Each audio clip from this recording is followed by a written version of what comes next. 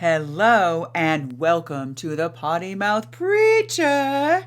I am Lisa Czak, your host, transforming women's minds, bodies, and souls, one F-bomb at a time.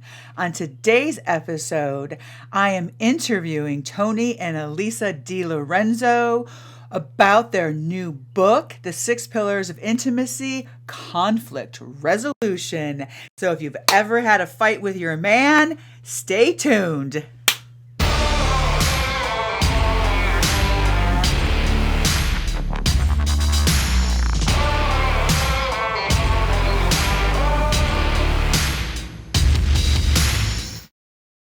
Before we get into our interview, as always, I want to help you shift gears.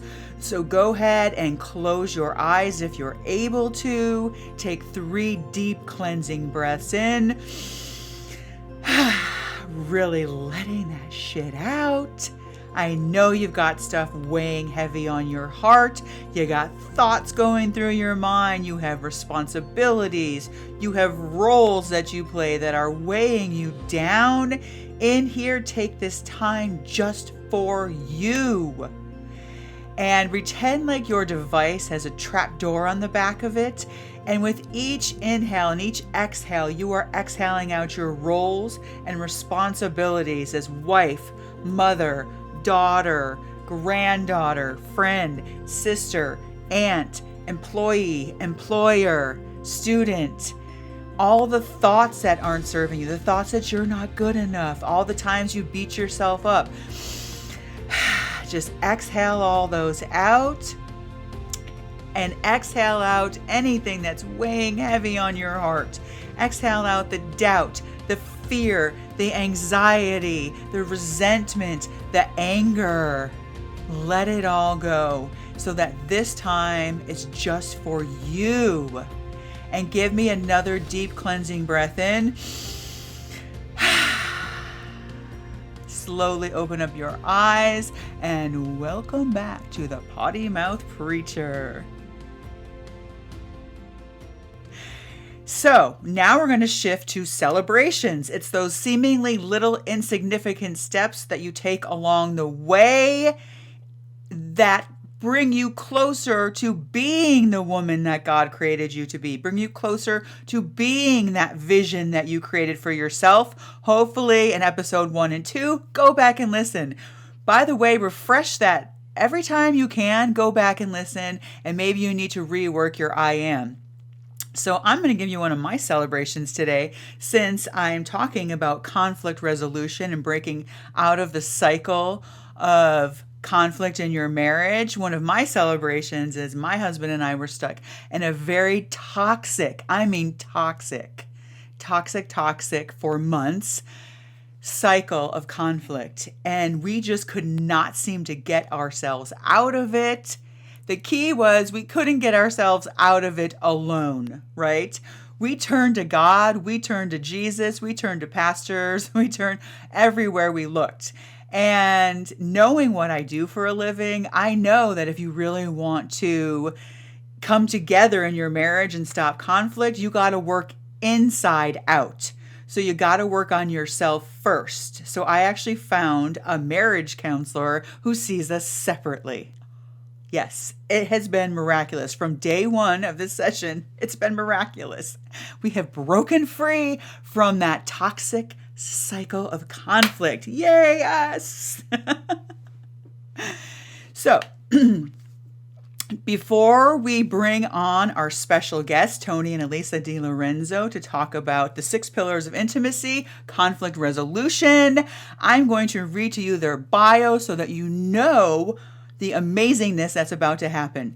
As co-hosts of the top marriage podcast in Apple Podcasts, the One Extraordinary Marriage Show, Tony and Alisa DiLorenzo speak to a worldwide audience about sex, love, commitment, and challenge every listener to make their relationship a priority.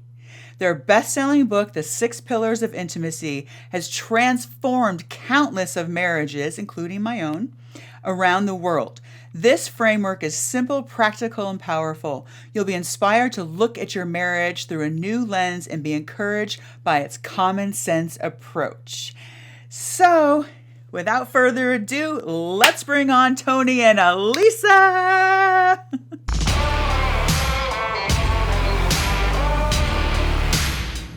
I am so excited to welcome my guests, Tony and Alisa DiLorenzo, who have wrote yet another book, The 6 Pillars of Intimacy, Conflict Resolution. I could not put this book down. Seriously, you guys, I could not put it down. And just like your other book, The 6 Pillars of Intimacy, I am now telling my clients, you have got to get this book. Oh, thank you. Because as you know, I work with individuals, not couples. So, and just personally, once again, this book just helped me. My husband, I'm like, you have to read this. But I got to be careful because you know how you talk in the book? Know thyself first and don't make it seem like he's the problem. It's instantly my brain went to this. He's got to read this. Look at, he does this. I was like, wait a minute, back up. And you guys have been married how long, Lisa? 32 years, 33 in June. Okay. So easy way to transfer that or to change that up is to be like, you need to read this book. I learned a lot about myself. And then he's going to be like, oh, wait, okay, hold on. She's not trying to change me, but she's going to give me insight into her. That might be, for any of you listening, that might be the way to go about it, because it's like, hey, I learned a lot about what I'm doing. And I'd love for you to get those insights. And the way that, excuse me, the way it's explained in the book makes it easier than me trying to explain it to you, because I've tried for 32 years. I haven't been able to get it. So just read it, and then you'll know what I'm trying to tell you. Yeah, I love that, because there's a quote in the book from you, Tony, that how to make it seem that there's a problem, not Alisa's the problem. Correct. Yeah. And that's a big thing that we learned over the years. We've been married 26 years. And one of the things that we did a lot, and I did a lot in the beginning of our marriage, I would even say in the first decade of our marriage, was whenever there was a problem, I just naturally just said, well, this is Alisa. This is her. This is something about her. And instead, as I began to change my mindset and I began to look at this conflict cycle and going, what's really happening? The problem is an issue outside of us. And we may be expressing it, how we have grown up or how we feel at that moment, the emotions that are hitting us. But there's a problem that we need to come together, you know, side by side and go, that's the problem. How do we come up with a solution and not look at Alisa as being the problem? Right. That is so huge. That right there, that's like the secret, right? Because it's so easy to say, it's you did this, you did that. Yep. Right. And you know, the longer you've been married, something weird happens, right? Where I feel like you think that it'd be easier. It's not easier. The patterns really do develop over time. Yes. They get sort of ingrained, would you say? Absolutely. Absolutely. Yeah. There's a reason that I talk about it in the book. The dance that you do, right? When you're first married, everything's new and we're trying to figure out how we're going to fight and what that's going to look like. And but over time, you're like, oh, well, he's going to do this and I'm going to do this. And then he's going to say this and I'm going to say this. And we understand it'll take 3 days to get over it. And that's just the dance we do. And then you add, 10, 20, 30, 40 years and you're like, we're not even talking to each other. Yeah. Is that why you guys wrote this book? Did it come from a personal experience? This book, this really came out of hundreds, probably thousands of hours of coaching sessions. Yeah. I found early when I started coaching, people don't come to a marriage coach because everything is really good and they just want a pat on the back to say, hey, you're doing a great job.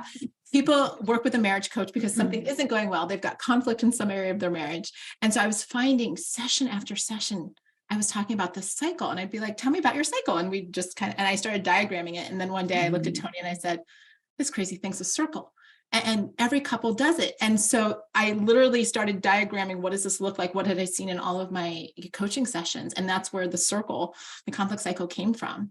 And so I've been using this with hundreds of clients. And he, about a year ago, said, when are you going to make that a book? When are we going to make this accessible to other people that might not ever come for coaching, but need help, need this insight? And so that's where this baby got born. Yeah. I love that. And that circle, to me, what I saw when I saw that circle was a hamster wheel. Because Denny and I have been on that hamster wheel. Wow, Yeah, that's good. Yeah. Yeah. Are we ever going to get off this hamster wheel where we're just circling?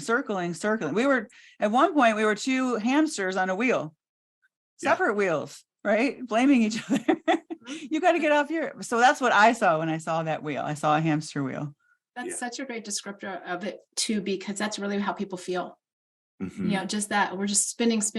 And that's why, you know, in the picture, you see it where there are those breaks, because I want people to say, okay, where can we get off the hamster wheel? How can we break the conflict cycle and say, we can take a detour here. We don't have to just keep spinning. So let's talk about that. How do you get off the hamster wheel? What's the first step people would take? If someone is watching this right now and the married couple's going at it like pit bulls, right? And they just cannot, like a dog with a bone, each of them, and they just won't let that bone down. What's the very first step that they would take? Well, you mentioned the chapter and that section in the book that says, know thyself first. And this is such a big thing. When we're in conflict, it's so easy for us to look at our spouse and start with the finger. And if we aren't using the finger, we're probably using the eye raise that says, you do something. What did you mean? This finger? Or this finger? You know, it really depends on the couple, but you could go either way with that.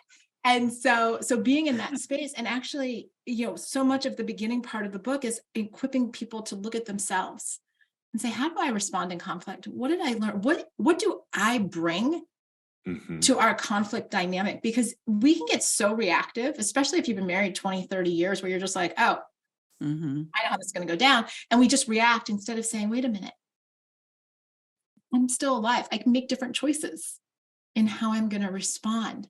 I can choose to take a deep breath. I can choose to look at the dynamic between the two of us. I can choose to ask questions. I don't have to be some automated robot that's just going through this prescribed program. And I think some people just need to hear, you can make a different choice when you're in conflict. You don't have to do the same old. And our society has gone to a place where anger is acceptable behavior, especially in marriage.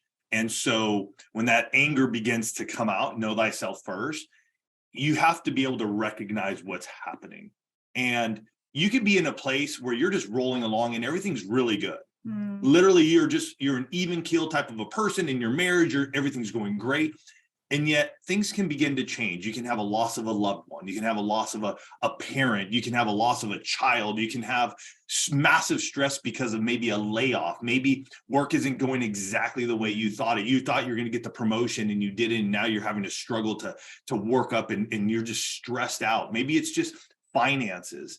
And that can change the dynamic of our marriage. And it happened for Alisa and I, where about a year and a half ago, there's just underlying currents in my own life, know thyself first, that were just taking me off course, taking me away from this place where I'm pretty much an even keel guy. And I would have these outbursts, and having Alisa recognize it. I didn't want to hear it at first, tell you the truth, Alisa. I was like, no, I'm okay. Like, I can deal with this. I will work through this through prayer. I'll get on some walks. I'll talk to my buddies. And it went on for maybe a good month or so, had a bit of an explosion towards Alisa, towards our youngest. And finally, Alisa was going like, no, you need some help.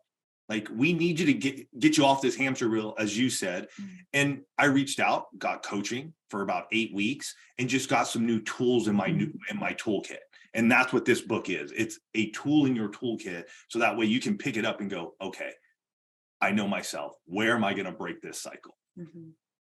I love that. And I love that this is really resonating with me in my own marriage. We went through the same thing, right? Denny even reached out to you guys, I think, like middle of the night. He was like, that's where we need help. Oh, what's happening here? And it's exactly what you said, though, is we started working on ourselves. We actually went to a marriage therapist and we did marriage therapy separate. Yes. Right? Really, it's just individual therapy is what it is. But it's just what you're talking about. We were like, wow, we have a lot of things. And I don't know if you can relate to this, Alisa and Tony.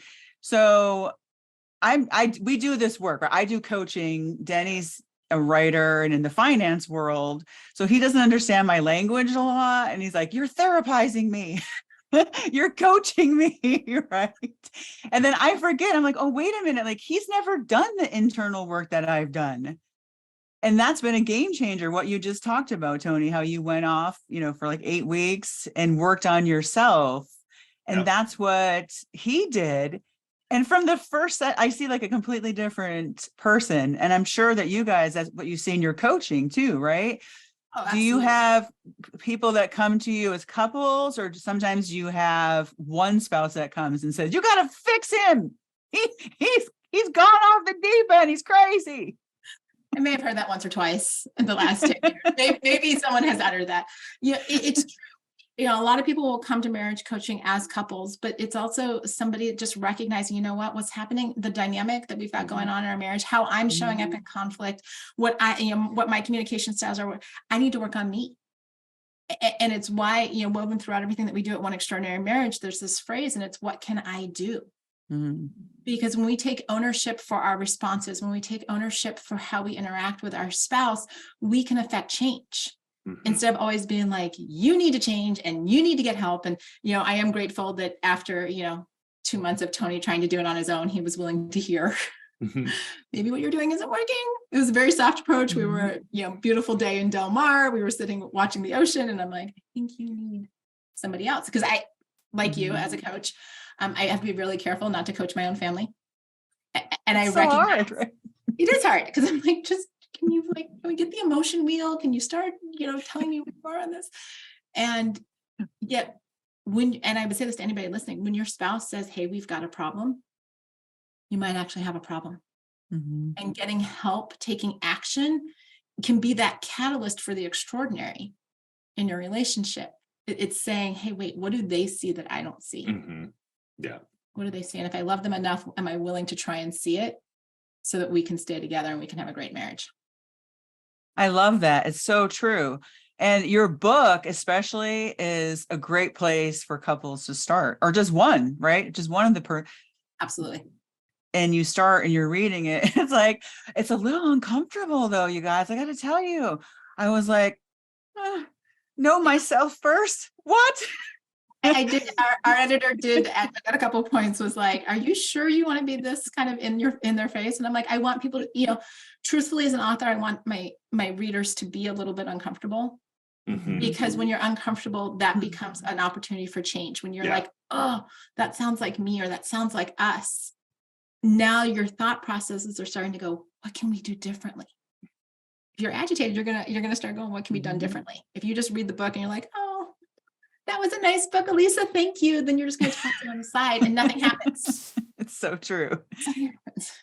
Yeah, it's so true. And that you talked about the childhood. I love this part because I do a lot of this work with my clients. How I have a quote here. Your marriage does not have to be a repeat of what you saw growing up. That was huge. Like I saw no fighting, no conflict ever. None. Wow. I saw if my mom was smoking in the backyard, that's how I knew she was mad at my dad. If my dad just was quiet, I knew that's how he was mad at my mom. I never saw fighting. Denny, on the other hand, was volatile in his family. So imagine those two. And I told you we're seeing a therapist still, right? I am individually. She didn't even bring this up. And I was like, that's why I prefer coaching over traditional therapy, because coaching is about results. And when I read this book, I'm like, okay, yes. She wants me to get results. Absolutely. She wants me to stop being miserable, right? They want us to be the best we can be individually and then together. And here's some actual steps you can take. That's what I love, is it's about result, not comfort, right? Oh no, I don't need this is not a comfort to death. You don't write a book on conflict resolution if you want people to be comfortable. I even say at the beginning of the book, this is not a book I ever actually wanted to write because it's not sexy. You tell people you wrote a book on conflict and they're like, oh, that's nice. Yay, I'm going to turn away now. And yet, something like this though, Lisa, and just hearing where you're at, 32 years married, and I think, okay, Lisa and Denny at 32 years married, you pick up this book and it rattles you. It helps you to go, this is how I can be intentional. This is how I can take action individually and together. What does that look like now for the next decade? Yeah. for the next 2 decades. So Because how many years are you going to be married? I mean, when my dad passed, Mhm. my mom and dad have been married 43 years. yes. 43 years. Alisa's Yes. folks are coming up on 51. 51 years. And so in my mind, I go, okay, even at 32 years, you can make change. Mhm. Shifts can Mhm. happen. So that way you can live out the extraordinary marriage you desire. Yeah. So good. It's so true. Do you ever hear your coaching clients say things like, marriage used to be so easy. Why is it so hard now? Hollywood romance novels, everything that wraps up in somewhere between 30 minutes and 2 hours have created this illusion, right? And the Mhm. reality is when we're dating, we're putting on our best, best foot forward, best face, all the things. And then, you start living with somebody who doesn't know which way to put the toilet paper on, and whose, parents thought differently than your parents do, and whose, parents want you to come for all the holidays. And then you have kids and you have bills. And all of a sudden you're like, wow, why is this so hard? Mhm. Why are you so Mhm. different? And all of these statements start to come out. And really what I find, Lisa, and I'm sure you find this in the work that you do too, is that a lot of times it's just skills that need to be developed, strategies that need to be deployed. It's not saying that either one of us are broken or flawed or, failures. It's just saying, hey, maybe we just don't have all the tools Yeah. that Mhm. we need to do this really well. Exactly. I love that. It's true. It's all about tools, and you can, and I think we talked about this last time you were on. When you get married young, right, you have no tools, but you change as people. Like, hopefully you're not the same people you were when you were 20. When I was 21 and I married Danny, I hope I've changed and grown and evolved, Yes. right? Which means Absolutely. our tools have to change, grow, and evolve, which I love about this. And you talk about the different phases of conflict. And I love the way you talk about the body cues, because I work a lot with women and their body cues, right? I say our mind sits on a throne of lies. That's from Elf, the movie Elf. I've love- heard Throne of Lies before. We But love our Elf. body never lies to us, right? Like, if you really want to know what's going on, your body will tell you. Mm. And that cue, that first body cue that you feel, right? So here's my question for you. I'm asking for a friend. The friend.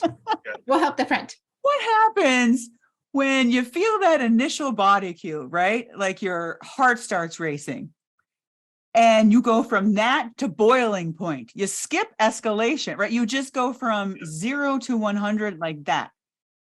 And Well, there's like no pause, it feels like, when you feel the heart racing and then that you're boiling. so some of this goes back to what's the work that you're doing in preparation for conflict. And I say in preparation for conflict because conflict's inevitable. You're two different people. It's going to Mhm. happen. And in fact, it actually really scares me when a couple, comes to me for coaching and they're like, we never fight. And I'm like, I'm terrified. I'm terrified that there isn't something that Right. or agitates you. But when you start to learn what your responses are, when your spouse starts to learn what your responses are, I mean, part of what we created in writing this book was the companion workbook, so that couples can really diagram all of this together, individually and together, to see what the responses are. Because if Denny knows that you go, or a friend, let me not use Denny's name, let me say a friend. You can use Denny's name. He's okay with it. If a friend knows that you go, that their spouse goes from 0 to 60, and it might just be like this sharp intake, and maybe there's like a flush of color, or, Tony's telltale sign that things were ramping up. It almost always happened in the car. He would start putting his hands in front of the vents because his palms get all sweaty. Mm-hmm. And Oh. so I knew that something, like the minute he took his right hand off the steering wheel and did this in front of the vent, I'm like, oh, something's coming. Something's coming. And so when you know that about your spouse and about yourself, sometimes you're not going to be the one to interrupt that conflict cycle. You can have the conversation. If I know what Tony's signs are, I can ask a preemptive question and be like, hey, I just saw you take your hand off the steering wheel. What's going on? And if I can keep my tone of voice low, if I know what his physiological cues are, then I can actually come and support instead of putting on my body armor and being like, oh, I just saw that hand in front of the vent. Guess what? I'm armoring up. What's your problem, dude? Two totally different reactions. Right. But it's because I know what his signals are. I know that something, and even if it goes straight to escalation, let's just say worst case scenario, then the two of you knowing what your conflict cycle looks like to say, hey, what just happened here? Mhm. You did go from 0 to 60. And I'm not sure what happened. And if we can choose, and again, so much of what I talk about in conflict is about the choices that we make. If we can choose to go, what happened? Now we're side to side instead of looking at our spouse going, what the heck is wrong with you? That's the worst, when saying that or hearing that, right? What's your problem? Now what's wrong with you? Now what's your problem? Now yeah. I feel like you get into that. Can I interject one thing here though? Yeah. I want to make sure everybody understands that at this point, neither spouse is under the influence of alcohol or narcotics, even be it a legal substance or prescribed substance, because that alters our state drastically. And that creates a whole nother conflict cycle and a dynamic that you might be in. And so I just want folks to understand that when we're talking about this, neither spouse is under the influence. If a spouse is under the influence, there is addiction, then you do need to get help. Like you need to get them help. You need help as well, because that is a completely different dynamic that starts to happen. I'm so glad you brought that up.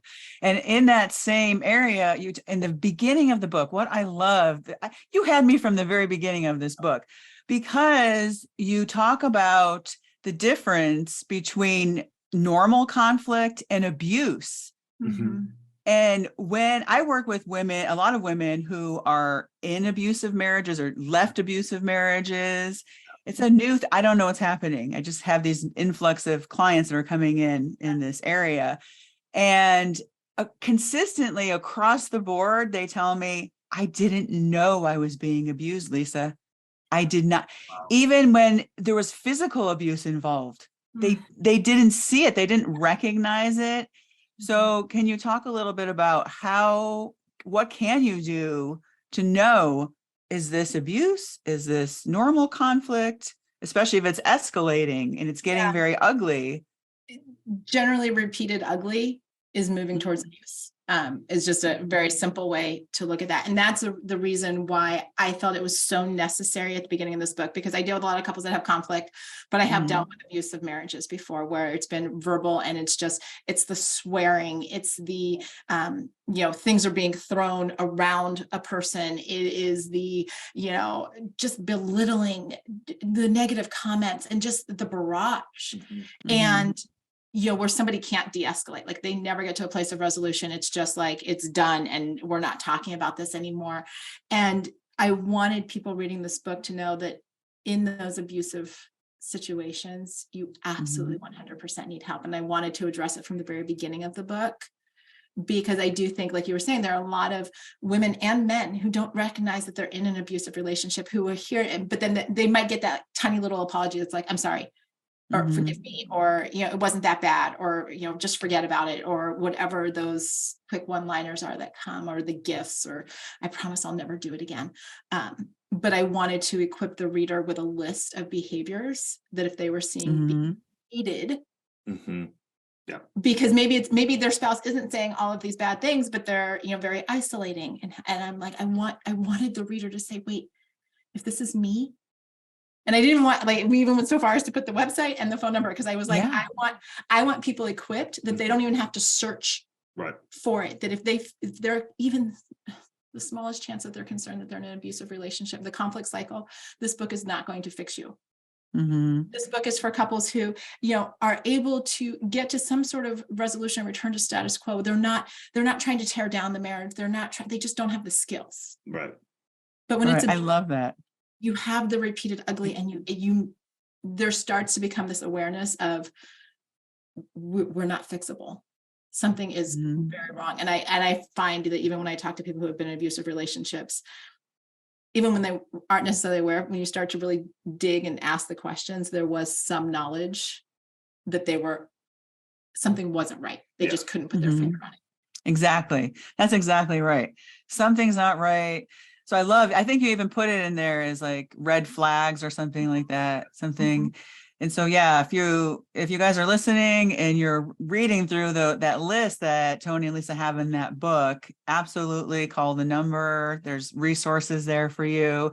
And same if it's addiction, like you were saying, Tony, right? That's completely different. Addiction, that's a whole, I used to be an addictions counselor.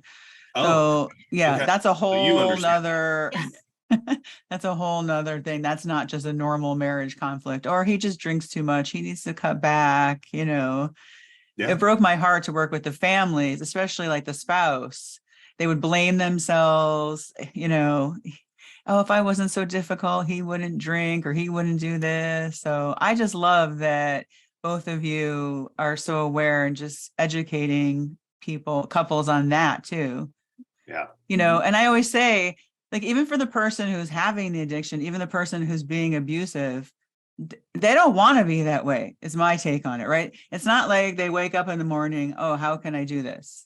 Right. Or, when they were born, it's not like, oh, I'm going to make sure that I'm an alcoholic when I grow up.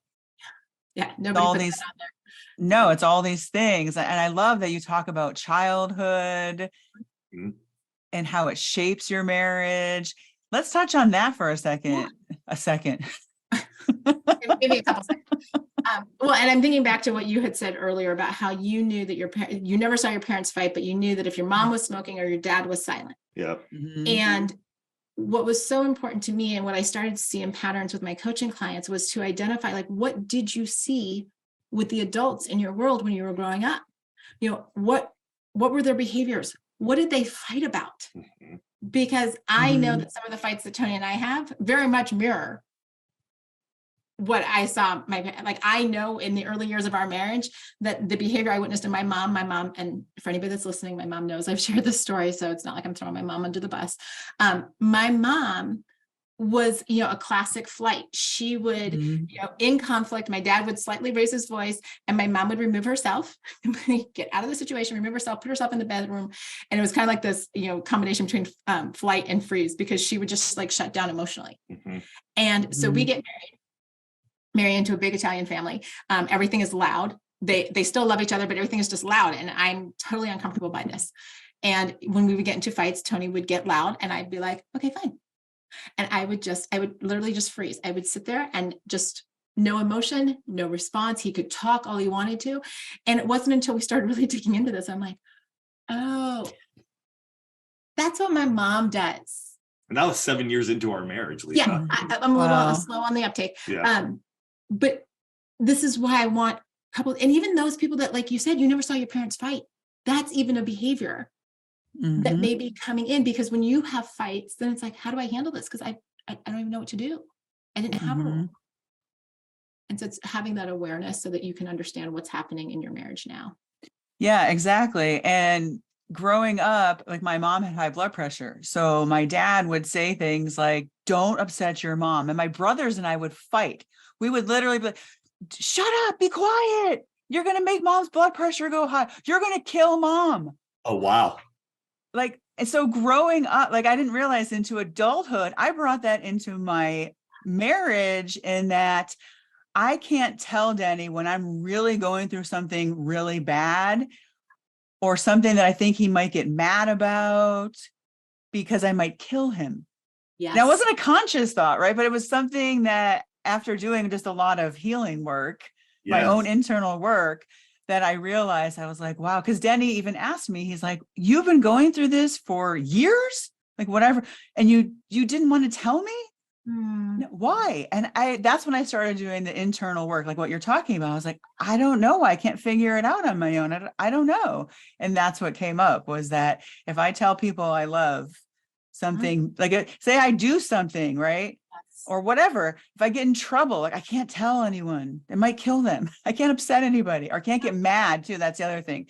Like, it's not okay to say I'm mad because I might kill that person. That was eye-opening. So when I read that part about how your childhood affects the marriage, I was all into this book. I was like, well, and you getting married at 21, Lisa, I mean, that totally makes sense. I mean, you weren't that far removed from adolescence, high school, or even your home at that point in time. So you hadn't experienced anything else. And so for you to just take that right on into your marriage at 21 years old is totally understandable. The great thing is you recognizing it, and hopefully somebody here today who's listening will be able to maybe pinpoint something like that in their own childhood, that they can go, oh wow, I've been living my life like that, and that's why we're having these blow up conflicts and disagreements and arguments, and maybe look at themselves and go, wait, I need to unpack some of this.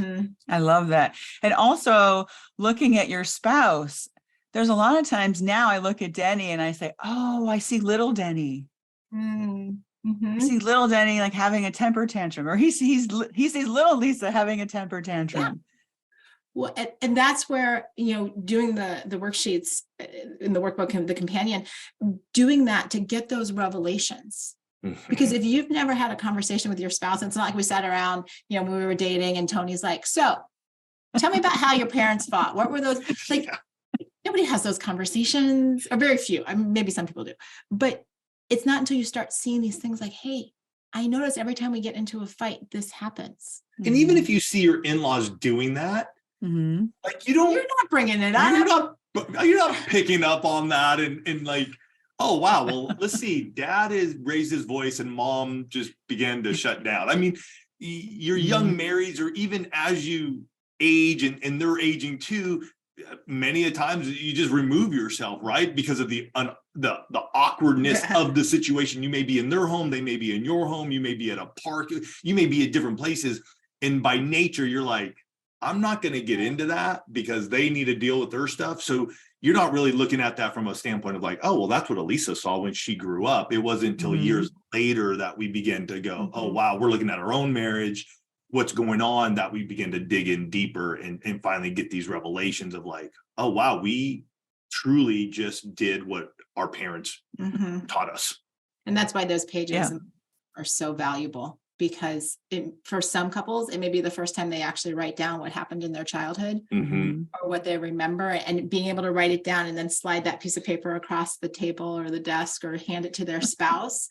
Because sometimes our childhoods are really hard and there might not be words, but if your spouse can read it, now all of a sudden we're building that emotional intimacy, that connection to go, hey, this is like, we need to talk about this. And it becomes an opportunity for connection. Instead of like, oh, well, that's just the way you are and I just have to deal with it. That's a big thing. And what you said about location, oh, wow, I have never heard this before. So you talk about muscle memory in the book, and in my field, right, muscle memory is a good thing because it means that even if your brain is saying, no, you can't do that exercise, your muscles are going to remember. They're going to say, oh, yeah, I remember this, right? Yeah. But I have never heard this in relation to where you fight. So we started seeing it early in our marriage. It seemed like all of our fights about finances or about the kids would happen in the dining room, kitchen area. And I started becoming aware, I'm like, why are we doing this? Right? Like, why does this happen?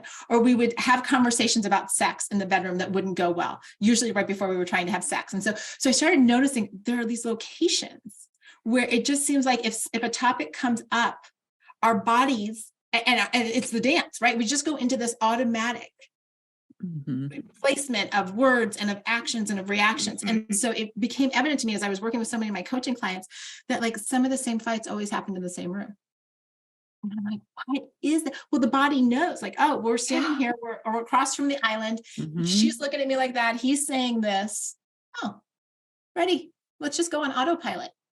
Right? We don't even have to necessarily engage. Sometimes we're even observers in our own fight. We're like, what is going on? Because we just have this memory of this is what we do. And it's easier just to default to the memory than it is if we're going to do something different and we're going to make a different choice and take different action. And that's where in conflict, sometimes we have to fight our muscle memory and say, we're going to do something different. I love that because I started noticing that just in our own home. After I read it, I thought, oh, wow. Even though like exactly what you just described, even though the fight is gone, right? Maybe it's over, but I like, there's this weirdness. And if just the wrong word is said the wrong way or something, we kind of look at each other and go, what's happening? What, seriously, I thought we were good. Like, what is going on? And I never put it together until now. So good. Wow, I feel like that's a huge, huge revelation right there. Well, it's amazing how much changes in how a couple does conflict when they have awareness of how they do conflict. Right? We don't have to be robots. We don't have to just fight. We don't have to just throw up our hands and say, this is the way it is. We're living, growing human beings. We get to make choices. And if we each individually make choices to do conflict better, to resolve faster, then what shifts in the marriage when we're both so actively involved in that? And I love that you say, I think that the tagline to the book is the secrets to breaking the cycle of conflict. Is that, do I have that right? Yeah. The conflict cycle.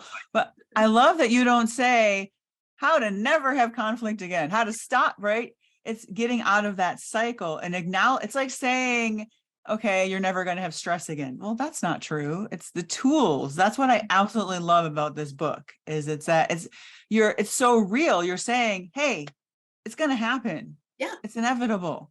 And like you said, people that come to you for coaching and say, we never fight. I don't trust anybody that says to me, I don't trust people. I'm very nervous because I feel like if somebody's saying they don't fight, they don't care. They're not engaged. And Alisa and I, to this day, still have arguments, Oh, yeah. still have disagreements. We still get into our conflict cycle. We recognize it. Sometimes we can stop it quickly at escalation, and other times we go through all the way to resolution or status quo. We are still in our marriage, still growing. Things are still happening. Dynamics are changing from, us to our children, to our parents, to outside folks that we know. And so we still go through this and we use what we teach because we believe in it. And we never come in front of anybody and say we're perfect. We are a work in progress, and we're here coming alongside you to help you understand where you are in your conflict cycle and help you to get that tool in your marriage toolbox so you can go, wait a minute, we got a tool here. We can use it just like a plumber will pull out a certain wrench or a saw or whatever he needs to go. It's so true. Yeah, absolutely. Yeah, we just forget about those tools in the moment, right? And that's why we write the book. So it can sit on the kitchen table. It can be it can be in those places where you can just pick it up. You're like, what do we need? And I'm going to tell you, I told my daughter saw me because we were staying in a lake house with my dad. And we were supposed to have this interview last week and I really wanted to absorb the book though, right? Like I don't just, when I have someone, like I really want to absorb the book and digest it. And I just couldn't put it down. And she's like, what are you reading? It was on my iPad. Yeah. I said, I'm reading about how to get out of conflict resolution in a marriage. And she goes, well, that's light reading.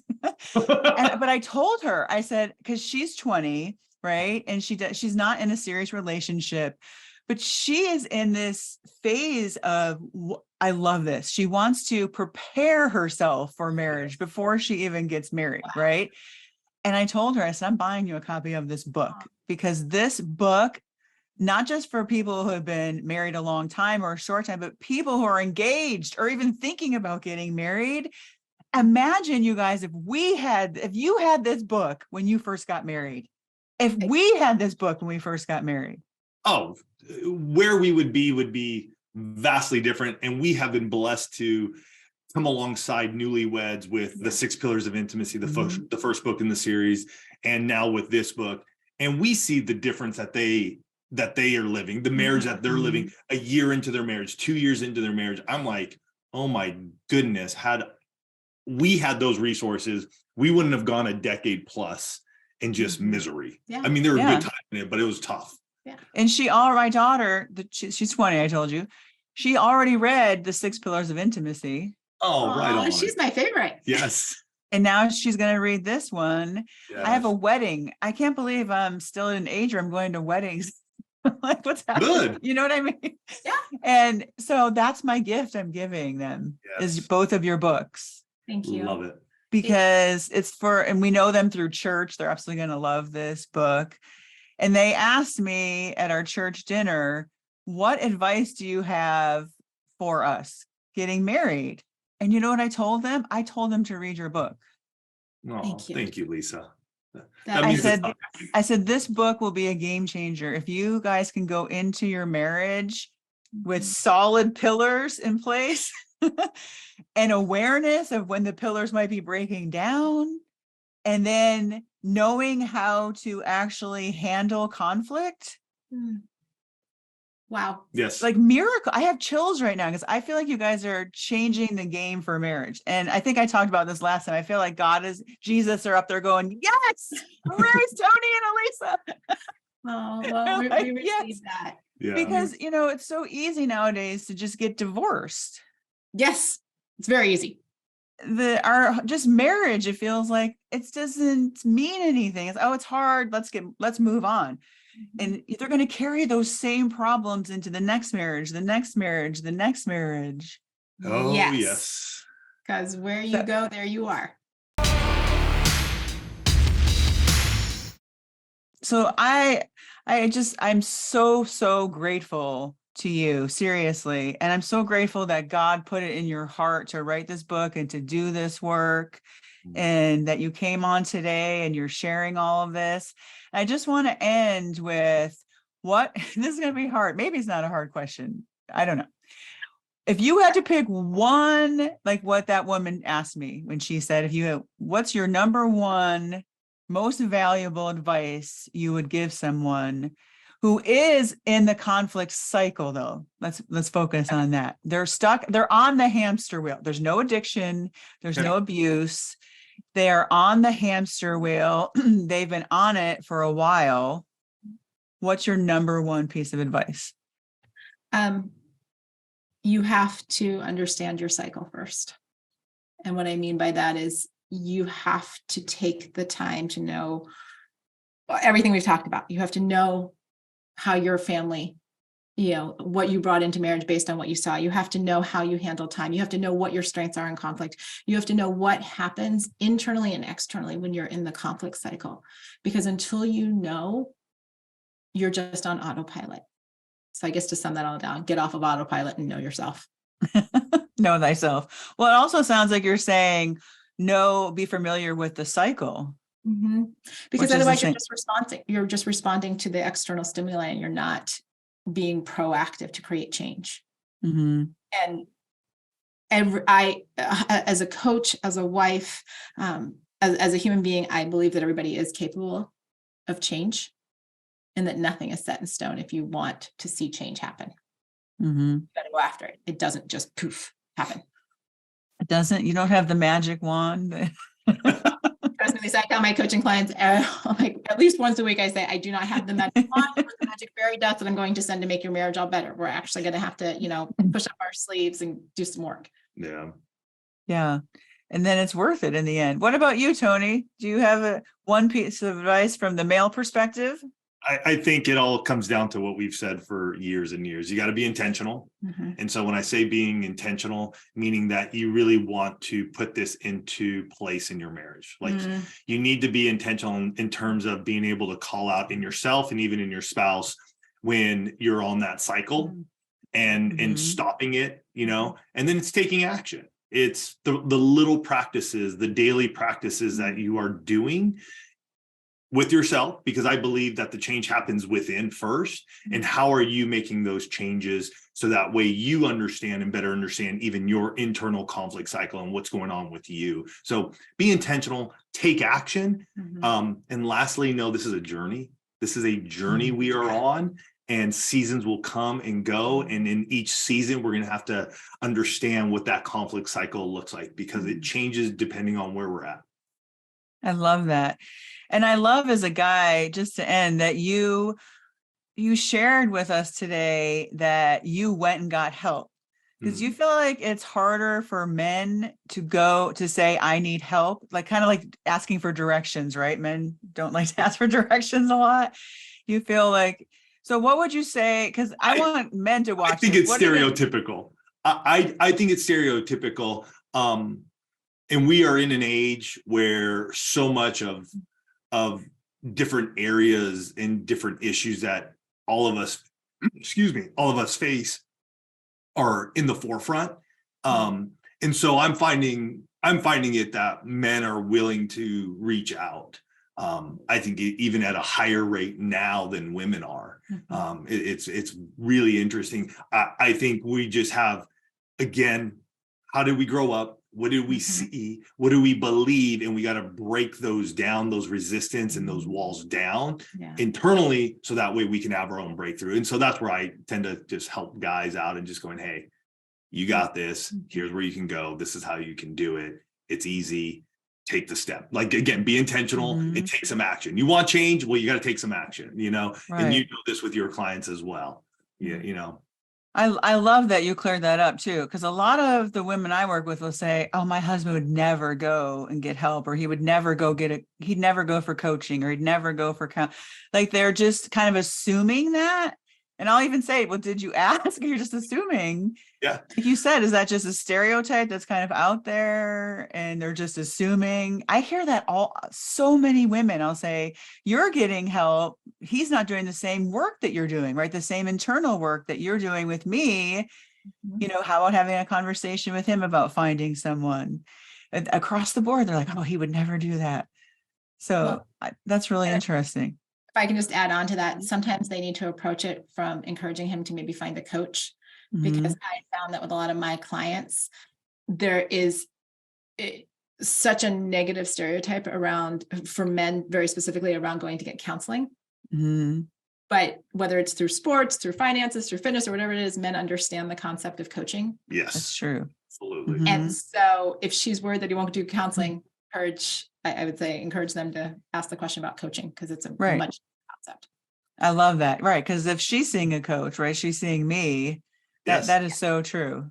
Yeah. People, I don't know if you ever get this when I say to people I'm a women's coach, or they think I'm like a sports coach. I mean, like I'm like a women's basketball coach. Oh yeah. Okay. I can see that. Yeah. I need to be more specific, I guess, with who I'm actually helping. There's a word in between. Just gotta. Yeah. Well, once again, it was great to have you on. I can't thank you enough for your time. And what do you want to tell people? How can they get in touch with you? Where can they buy your book? Yeah, to grab the book, you can go to conflictresolutionbook.com. You can grab it up on Amazon. We have paperback, we have Kindle, so you can get either of those. And if you want to learn more about Alisa and I and what we do, you can go to oneextraordinarymarriage.com. And that's where they can find out about your coaching also? Yes. Yep, absolutely. Okay, perfect. Everything is there. Yeah, I think that's really important. Okay, thanks, guys. Oh, wait, we got to end with how you always end. Oh, love you guys. I love that. Even your emails. I just want to point out real quick. Oh, absolutely. To tell my audience, even their emails, when they send emails, or Heather, their assistant, sends emails, it says, love you guys. Always. Absolutely. Always. Because here at One Extraordinary Marriage, we believe in impacting one marriage. I absolutely love that. My mom, who passed away a year and a half ago, she always said that. Love you guys. Love you guys. So every time I hear that, I feel like it's my mom speaking also. That's awesome, Lisa. Thank you so much for having us on. Truly, truly a blessing. Thank you. Loved it. You're welcome.